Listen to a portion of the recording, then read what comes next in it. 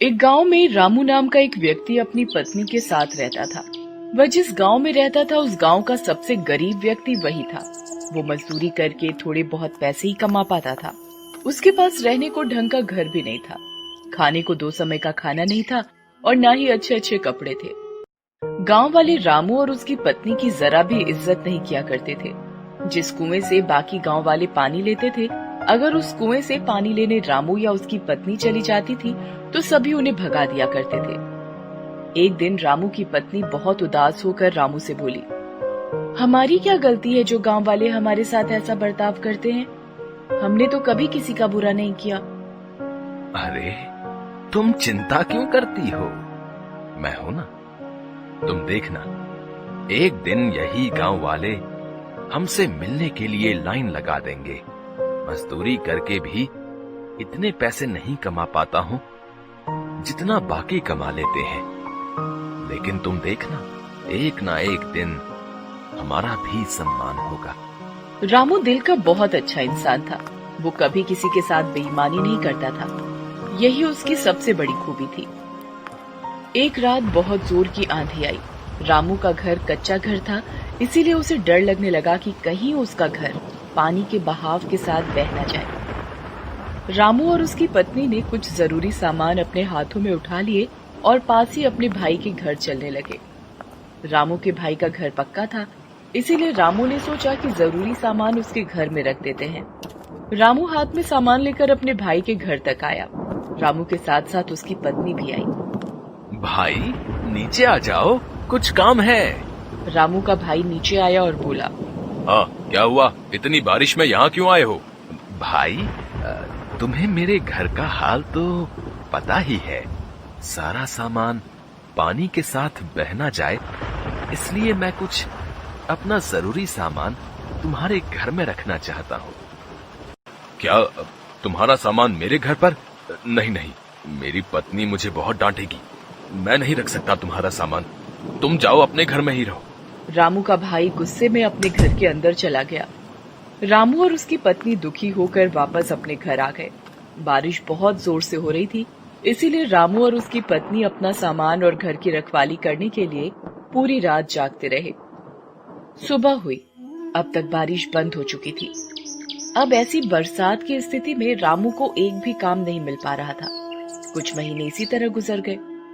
एक बार रामू से गांव में शहर के कुछ अमीर व्यक्तियों ने मिलकर 1 सप्ताह मेला लगवाया।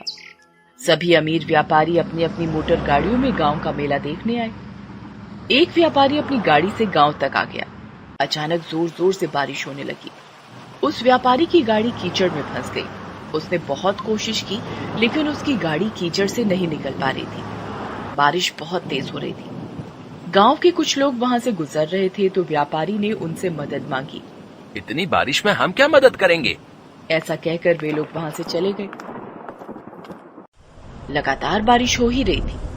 व्यापारी सभी को आवाज देकर बुला रहा था, पर सभी उसकी मदद करने से इनकार कर रहे थे। रामू सभी जगह से काम मांग कर निराश होकर घर लौट रहा था। बारिश बहुत तेज हो रही थी, इसीलिए वो दौड़ता हुआ घर की ओर जा रहा था। तभी उसने देखा कि एक गाड़ी कीचड़ में फंसी हुई थी। उसे मुसीबत में देखकर रामू गाड़ी के पास आया और वो कीचड़ से गाड़ी निकालने में मदद करने लगा। गाड़ी के पहिए कीचड़ में अंदर तक धंस चुके थे। साहब, इसके पहिए कीचड़ में अंदर तक धंस गए हैं। मैं पास से सारी कीचड़ हटाता हूँ, आप गाड़ी निकालने की कोशिश करें। थोड़ी मशक्कत करने के बाद गाड़ी के पहिए कीचड़ से निकल गए। गाड़ी थोड़ी आगे तक गई। रामू उसे देख रहा था। तभी अचानक से गाड़ी रुक जाती है और उसमें से एक व्यक्ति निकलता है और वो रामू के पास जाता है। हेलो, तुम कौन हो? मेरा नाम दीनानाथ है। मैं शहर में व्यापार करता हूँ। रामू उस व्यापारी को देखकर थोड़ा घबरा गया। जी, मेरा नाम रामू है। मैं कई सालों से इसी गांव में रह रहा हूँ। अच्छा, वैसे तुम बहुत अच्छे इंसान हो। पिछले आधे घंटे से मैं यहीं फंसा हुआ था। किसी ने मेरी मदद नहीं की, सिर्फ तुमने मेरी मदद की। तब जाकर मेरी गाड़ी इस कीचड़ से निकल पाई है। मैं यहाँ मेला देखने आया था। जी, कोई बात नहीं। दूसरों की मदद करना तो हमारा फर्ज है। अब बारिश रुक चुकी थी। रामू वहां से जाने लगा। रुको रामू, मुझे अपने घर नहीं ले जाओगे क्या? नहीं साहब, मुझ जैसे गरीब के घर जाकर आप क्या करोगे? मेरे घर में चारों ओर पानी ही पानी भरा है। आप मेला देखने जाइए, मैं घर जाता हूँ। अब तो मैं एक बार तुम्हारे घर चलकर ही रहूंगा। जी, अब आप इतना कह रहे हैं तो चलिए। रामू दीनानाथ को अपने घर लेकर आ जाता है। रामू की पत्नी पानी से बचकर एक और चारपाई पर बैठी थी। देखो, साहब आए हैं हमारे घर, जाओ कुछ खाने को लेकर आओ। दीनानाथ रामू का घर देखकर बहुत उदास हो गया। तुम क्या काम करते हो? साहब, क्या बताऊं, मैं तो कब से काम की तलाश में हूं, कोई काम ही नहीं देता। बस इधर उधर से घूमकर कुछ मजदूरी का काम कर लेता हूं। बारिश की वजह से अब वो भी बंद है। तब तक रामू की पत्नी एक प्लेट में एक गुड़ का ढेला लेकर आई और बोली, साहब, हमारे घर में अभी यही बचा है, कृपया इसे ही खा लें। हाँ हाँ, क्यों नहीं। रामू, तुम्हें कोई काम नहीं मिल रहा है? अगर तुम चाहो तो मैं तुम्हें काम दे सकता हूँ। साहब, क्या सच में आप मुझे काम देंगे? शहर में मेरे पास बहुत से काम होते हैं। सोच रहा था कि किसी ऐसे व्यक्ति को अपने साथ रख लूं जो मेहनती और ईमानदार हो। तुम्हें देखकर मुझे ऐसा लगता है कि तुम में ये दोनों गुण हैं। साहब, कैसे काम करना होगा? कहाँ काम करना होगा? आप ये सब मुझे बता दीजिए। मैं आपके साथ काम करने के लिए तैयार हूँ। कोई जरूरत नहीं है इस घर में रहने की, और मैं तुम्हें कुछ दिनों बाद लेने आऊंगा। तुम मेरे साथ शहर में काम करोगे और वहीं रहोगे। मैं तुम्हें नया घर दिलवा दूंगा। यह सुनकर रामू और उसकी पत्नी दोनों बहुत खुश हुए। रामू ने पूरे गांव में घूम घूम कर इस खुशी को गांव वालों को बताया, पर गांव वालों को उसकी बात पर विश्वास नहीं हो रहा था। कुछ दिनों बाद दीनानाथ अपनी गाड़ी लेकर गांव आया और रामू के घर के पास रुका। रामू, सारा सामान तैयार है ना? चलो चलते हैं।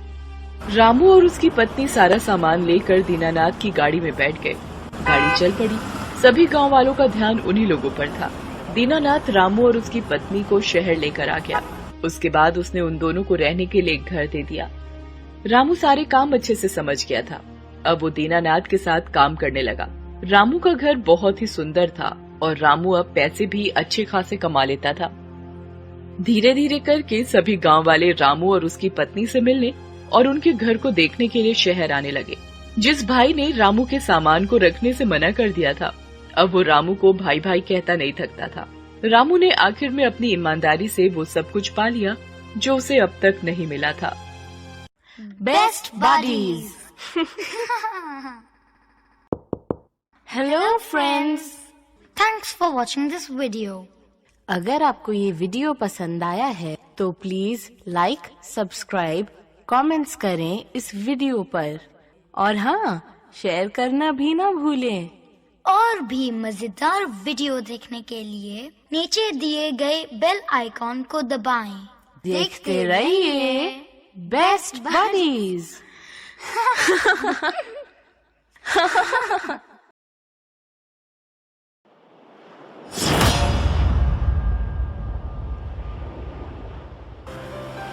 हेलो बच्चों, आज मैं आपको सुनाने जा रही हूँ एक प्यासे कौवे की कहानी। एक कौवा पानी की तलाश में इधर उधर भटक रहा था, पर कहीं भी उसे पानी नहीं मिल रहा था। मिल रही थी तो सिर्फ निराशा। वो थक हार के एक पेड़ की टहनी पर जाके बैठ गया। प्यास से उसका बुरा हाल था। वो हर पल बस पानी के बारे में सोच रहा था। गर्मी ने उसमें सांस लेने तक का भी साहस नहीं छोड़ा था। तभी अचानक उसकी नज़र नीचे पड़े एक घड़े की तरफ गई। कौवा घड़े को देखकर बहुत खुश हुआ। उसकी उम्मीद जाग गई कि अब उसकी प्यास बुझ जाएगी। वो उड़कर घड़े की तरफ गया। जैसे ही उसने पानी पीने के लिए चोंच घड़े के अंदर डाली तो उसके चेहरे की सारी खुशी एक उदासी में बदल गई। उसने देखा कि घड़े में पानी बिल्कुल कम था, जहां तक उसकी चोंच नहीं पहुंच पा रही थी। कौवे ने बहुत यत्न किए कि उसकी चोंच पानी तक पहुंच जाए। उसने घड़े को धक्के मार के हिलाने की कोशिश की, पर घड़ा इतना भारी था कि टस से मस ना हुआ। निराश हुआ कौवा अब और थक गया था, परंतु उसकी प्यास उसे आराम नहीं लेने दे रही थी। तभी कौवे ने देखा कि घड़े से कुछ दूरी पर कुछ कंकड़ पड़े हैं। कौवे को वो कंकड़ देखकर एक तरकीब सूझी। कौवा एक कंकड़ उठाकर लाया और उसने वो कंकड़ घड़े के पानी में डाल दिया। पानी थोड़ा सा ऊपर आ गया। कौवे ने एक और कंकड़ डाला, पानी थोड़ा सा और ऊपर आ गया। इसी तरह कौवे ने काफी सारे कंकड़ घड़े में डाल दिए और पानी को इतना ऊपर ले आया जहां तक उसकी चोंच आसानी से पहुंच सके। कौवे की चोंच अब पानी तक पहुंच चुकी थी। फिर कौवे ने पानी पीकर अपनी प्यास बुझाई और उड़ गया। तो बच्चों, इस कहानी से हमें यह सीखने को मिलता है कि बुद्धि और हिम्मत हर असंभव कार्य को संभव बना सकती है। आलस और निराशा हमें एक नाकामयाब इंसान बना देती है। अगर हम किसी चीज़ को पूरी लगन से चाहें तो हर उस चीज़ को अपनी मेहनत से हासिल कर सकते हैं, क्योंकि जहाँ चाह है वहाँ राह है।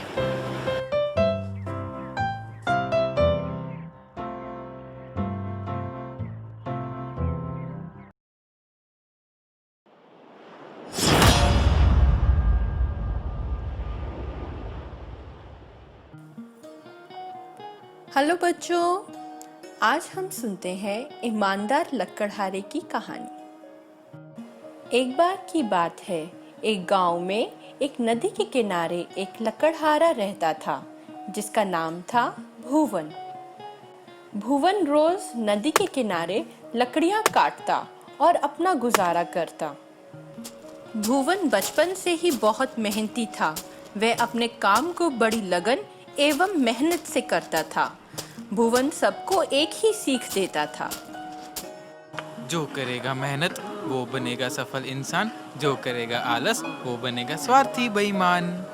भुवन का एक ही मित्र था, सोनू, जो कि बड़ा आलसी, कामचोर और झूठा व्यक्ति था। भुवन जब भी उसे मिलता तो वो भुवन की मेहनती इंसान होने का मजाक उड़ाता और चालाकी से लोगों को ठगने के लिए तरकीबें बताता। चालाकी से काम करते हैं मुझ जैसे झूठे समझदार, सारी उम्र बस पसीना बहाते हैं, मेहनती और ईमानदार। भुवन उसे बहुत समझाता, परंतु सोनू उसकी बातें ना सुनकर अपने मन की करता। भुवन रोज सुबह शाम मेहनत करता और सोनू सारा दिन आलस में लेटा रहता।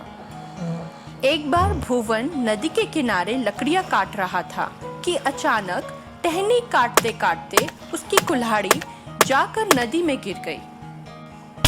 भुवन की कमाई का एक ही साधन था, वह कुल्हाड़ी, और वह भी पानी में गिर चुकी थी।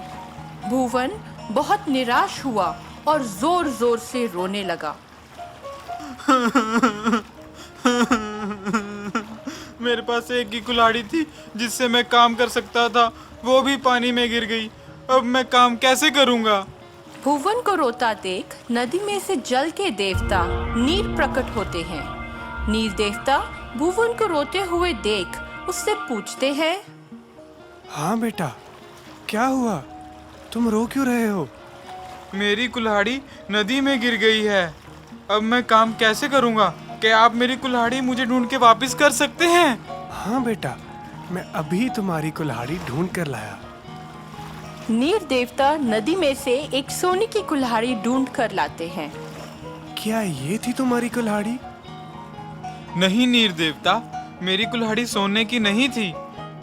नीर देवता फिर से पानी के अंदर जाते हैं और एक चांदी की कुल्हाड़ी लेकर आते हैं। बेटा, क्या ये थी तुम्हारी कुल्हाड़ी?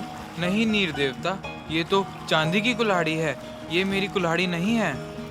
नीर देवता तीसरी बार पानी में जाते हैं और एक लकड़ी की कुल्हाड़ी निकालकर लेकर आते हैं। बेटा, क्या ये तुम्हारी कुल्हाड़ी है?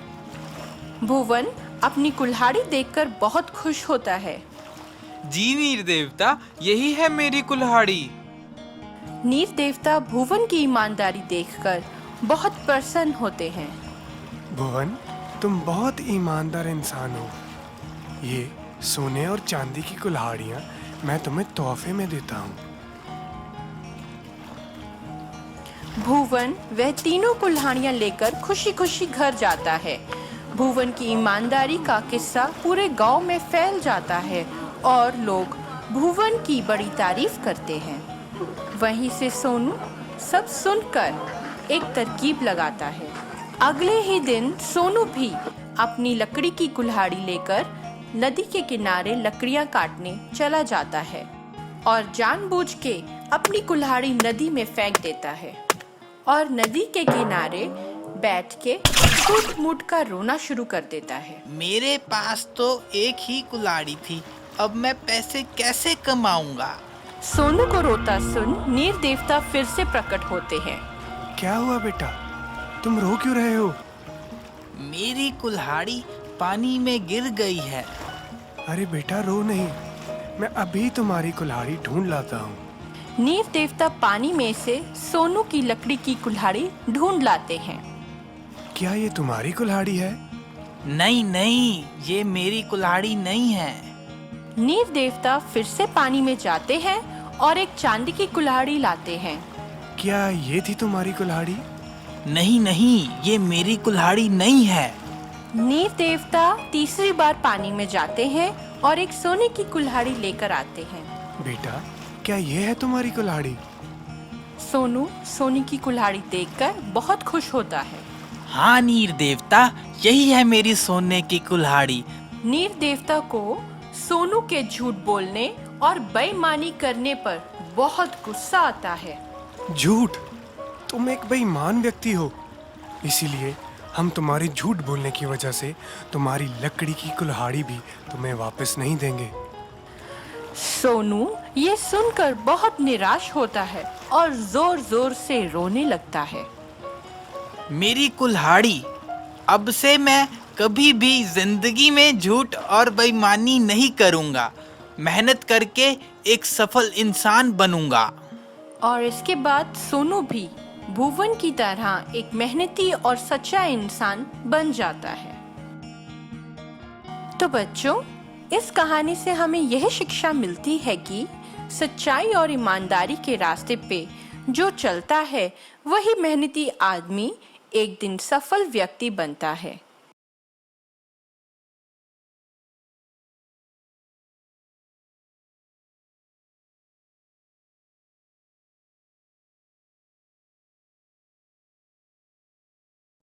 नूडल्स वाले की कहानी।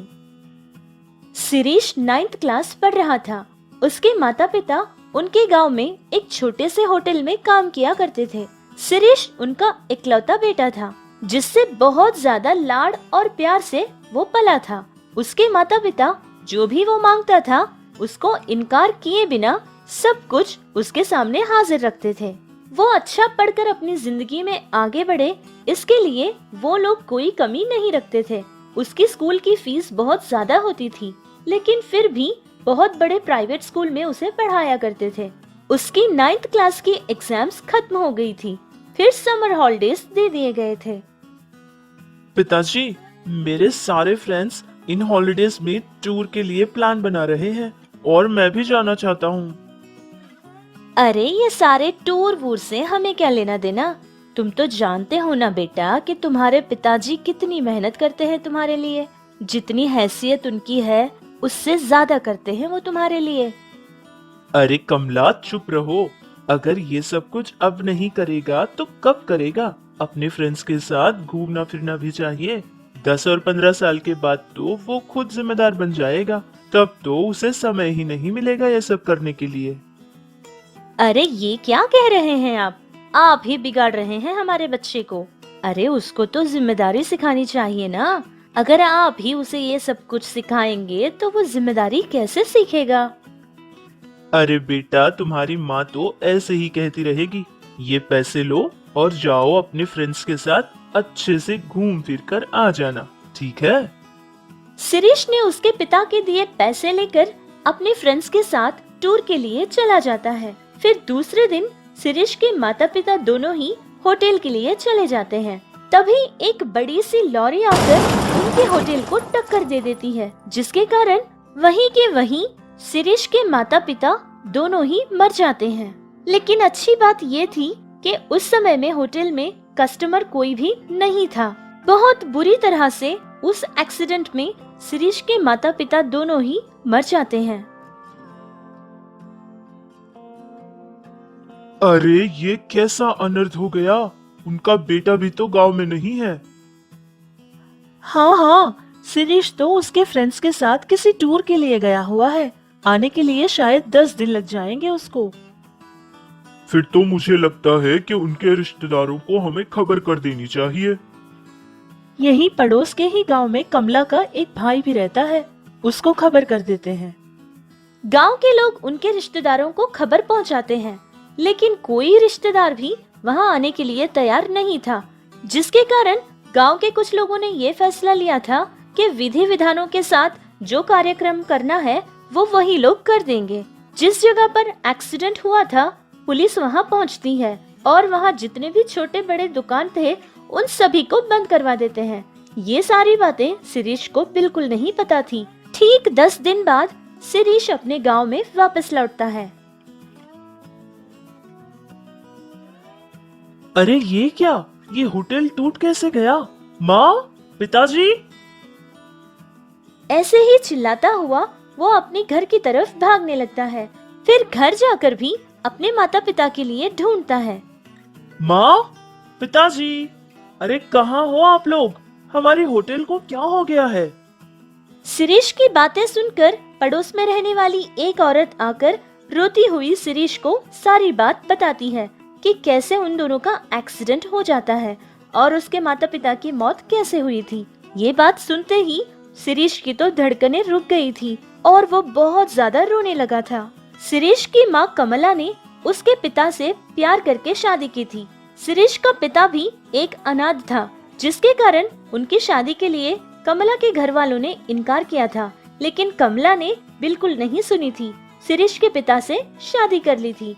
शादी होने के कुछ ही दिन बाद कमला के पिता यानी शिरीष के नाना की मौत हो जाती है। कमला का एक और भाई भी था, लेकिन उसके मौत के बाद ये खबर उसे मिली थी, फिर भी उसका भाई उसको देखने के लिए भी नहीं आया था। इसी तरह बेचारा शिरीष भी अनाथ हो गया था, अकेला अपनी जिंदगी गुजार रहा था। ऐसे ही 1 महीना गुजर चुका था। घर का किराया नहीं बन पाया था, जिसके कारण वो घर भी छोड़ देता है और पढ़ने के लिए उसके पास पैसा भी नहीं था, जिसके कारण वो अपना पढ़ना भी छोड़ देता है। गांव के लोगों को शिरीष के ऊपर तरस तो आता था, लेकिन कोई भी उसकी सहायता करने के लिए आगे नहीं बढ़ा था। शिरीष को कुछ समझ नहीं आ रहा था कि वो अब क्या करे या फिर कहाँ जाए। फिर वो अपने मामा का घर ढूंढता हुआ उसके मामा के घर पहुंच जाता है। कौन हो तुम? जिस दिन तुम्हारी माँ ने हमारी दहलीज पार की थी उसी दिन हमारे लिए वो मर चुकी थी। तुम्हारा और मेरा कोई संबंध नहीं है। तुम भी तुम्हारे बाप की तरह ही हो। जाओ यहाँ से और इस तरफ दोबारा कभी मत आना। शिरीष के सगे मामा ने भी उसे अपने घर से भगा दिया था, जिससे शिरीष का दिल टूट गया था, जिससे उसे अपनों पर से भी विश्वास उड़ गया था। चुपचाप वहाँ से चला जाता है। उसने सोच लिया था कि जिस गांव में उसके माता पिता ही नहीं है, उस गांव में वो नहीं रहेगा। जितना पैसा उसके जेब में था, उन पैसों से वो एक बस के टिकट खरीदता है और एक शहर के लिए निकल जाता है। शिरीष को लगा था कि अब उसकी जिंदगी में सारी परेशानियां ही होगी। वो ये भी जानता था कि वो शहर जाने के बाद वहाँ उसका स्वागत करने कोई नहीं आने वाला है, या फिर अपने गांव वापस लौट जाए तो उसको अपने घर में कोई नहीं रखने वाला है। वो इसी तरह सोचता हुआ शहर पहुँच जाता है। शहर पहुँचने के बाद जितनी भी होटल्स उसे नजर आई थी, उन सारे होटल्स के पास जाकर अपने लिए कोई काम मांगता है, लेकिन सारे होटल्स में यही कह रहे थे कि इस उम्र में उसे कोई काम नहीं देगा। आखिर उसने देखा कि एक सड़क के किनारे पर एक छोटी सी बंडी रखे हुए एक बूढ़ा आदमी खड़ा कुछ बेच रहा था। वो उसके पास चला जाता है। चाचा जी, क्या आप मुझे कोई काम दे सकते हैं? अरे बेटा, कौन हो तुम? देखने पर तो स्कूल पढ़ रहे बच्चे की तरह लग रहे हो। तुम क्या काम करोगे बेटा? वैसे भी किसी को काम पे रखूं इतनी हैसियत मेरी कहाँ है बेटा। जो 4 पैसे मैं कमाता हूँ उसमें मेरा गुजारा ही मुश्किल हो जाता है। अच्छा चाचा जी, क्या आपका इस दुनिया में कोई नहीं? अरे क्यों नहीं है बेटा, 4 बेटियां और 2 बेटे हैं मेरे, लेकिन किसी पे बोझ बनना मुझे पसंद नहीं है, इसीलिए मेरा जीवन मैं खुद गुजारता हूँ। अरे चाचा जी, मैं समझ गया, सबके होने के बाद भी आप अनाथ हो और मेरा कोई नहीं, इसलिए मैं भी अनाथ हूँ। इस तरह शिरीष ने उस बूढ़े चाचा को अपने बारे में सब कुछ बता दिया था। उसके बाद उस चाचा ने एक प्लेट में शिरीष को इडली डालकर देते हैं। चाचा जी, आपका इस दुनिया में कोई नहीं और मेरा भी इस दुनिया में कोई नहीं है। मैं आपके साथ रहना चाहता हूँ और आपका मैं पूरा ख्याल रखूंगा। क्या आप मुझे अपने साथ रहने देंगे? इतनी छोटी उम्र में अपने माता पिता को खो दिया तुमने और अकेले अनाथ हो गए, और मेरा सब कुछ होने के बाद भी मैं अकेला हूँ। अगर तुम्हें यही पसंद है कि मेरे साथ रहना है तो तुम रह सकते हो बेटा, लेकिन हाँ, मेरे अंदर अब इतनी ताकत नहीं है कि मैं तुम्हारा ध्यान रख सकूं। उस बूढ़े चाचा ने ये सोचा था कि अगर शिरीष को उनके पास रहने से अगर वो भी मना कर देंगे तो शिरीष पता नहीं किस रास्ते में चला जाएगा और कौन सा गलत रास्ता अपना लेगा। इस डर से वो बूढ़े चाचा मान लेते हैं और शिरीष उनके पास रह जाता है। वो चाचा एक छोटी सी झोपड़ी में रहा करते थे। हर दिन सुबह शाम इसी तरह इडली बेचकर अपना जीवन का गुजारा किया करते थे। शिरीष के आने के बाद वो सारा काम शिरीष ही किया करता था। उस बूढ़े चाचा से कोई काम नहीं लेता था, लेकिन जितने पैसे उन्हें मिलते थे उन पैसों में दोनों का जीवन बहुत मुश्किल होता था। उनका खर्च उन पैसों से नहीं निकलता था। अरे चाचा, इस जमाने में ये इडली वड़ा कौन खाता है? हम ना नूडल्स बनाकर बेचेंगे। अच्छा, वो वही ना जो लंबे लंबे सांप की तरह लगते हैं। अरे बेटा, वो मुझे बनाना कहाँ आता है। मैंने नूडल्स बनाना मेरे पिताजी से सीखा था। वो सब तो मैं कर लूंगा, लेकिन उसको बनाने के लिए सामान की जरूरत पड़ेगी। कम से कम हमारे पास 3000 रुपये तो होने जरूरी है। इतना पैसा? उतना तो मेरे पास नहीं है। हाँ हाँ बेटा, 1 मिनट रुक जाओ। ये कहते हुए वो बूढ़े चाचा अपनी पोटली को खोलते हैं और उसमें से एक डिब्बा निकालते हैं, जिसमें से बहुत ही पुरानी 100 रुपयों के नोट 10 नोट निकालते हैं। क्या नहीं चलते? मैंने 4 साल से ये पैसे बचत किए थे बेटा। अरे चाचा, ये 100 के नोट तो आजकल कहाँ चलते हैं? ये कहते हुए बहुत ही निराश होकर अपने हाथ में जो डिब्बा था उसको फेंक देते हैं। तभी कुछ अलग सी आवाज आई थी। देखा कि उसमें तो एक अंगूठी थी। अरे चाचा, ये तो अंगूठी है। अरे हाँ हाँ, इधर लाओ, मैं भी देखता हूँ। ये कहते हुए वो चाचा उस अंगूठी को अपने हाथ में पकड़कर उसको छूते हैं और कहते हैं कि ये अंगूठी तो मुझे मेरी शादी में मिली थी, शायद अब इसका दाम उतना ज्यादा नहीं होगा। फिर शिरीष ने उस अंगूठी को अपने हाथ में लिया था। चाचा, ये अंगूठी तो बहुत भारी लग रही है। इसके तो हमें कम से कम 2000 रुपये तो मिल ही जाएंगे।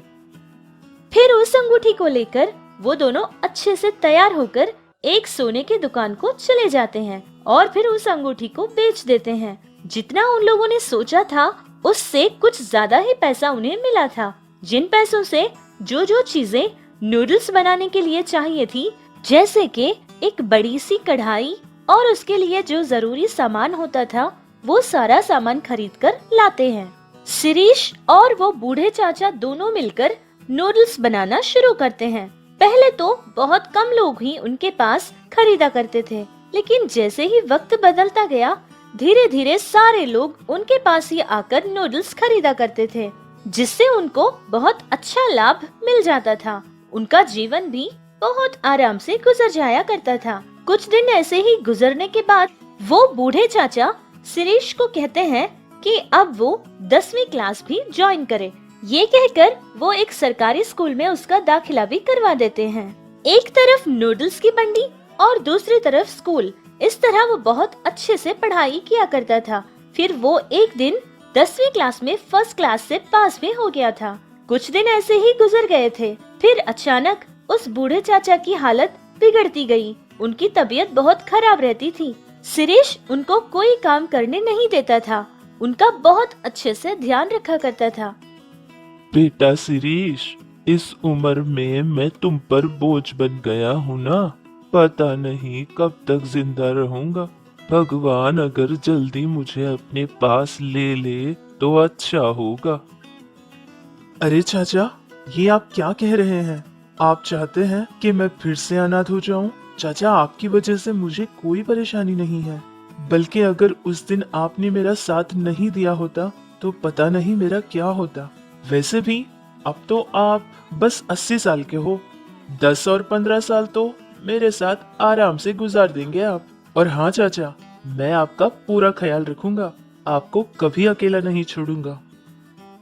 मैंने तुम्हें अपना सर छुपाने के लिए थोड़ी सी जगह क्या दे दी? मुझसे तुम इतना प्यार करते हो बेटा।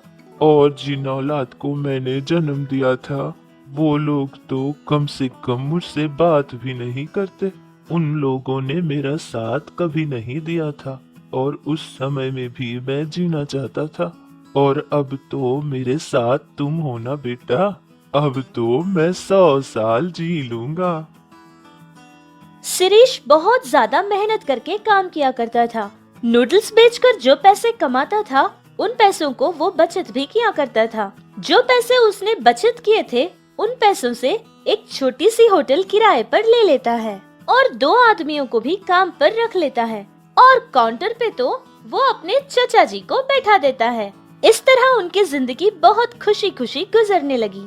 सच है ना कि किसी का कोई नहीं होता और वो अनाथ हो जाता है, लेकिन किसी का सब कुछ होता है लेकिन फिर भी वो अनाथ हो जाते हैं। ऐसे अगर रिश्तेदार ही एक दूसरे से मुंह मोड़ लेंगे तो वो भगवान ही उनकी मदद करने कोई न कोई रिश्तेदार की तरह हाजिर जरूर हो जाते हैं। जैसे शिरीष की जिंदगी में चाचा जी और चाचा की जिंदगी में शिरीष आ गया था। ऐसा बड़ा दिल और इतनी बड़ी सोच रखने वाले सारे अच्छे लोगों को हम तहे दिल से शुक्रिया कहते हैं।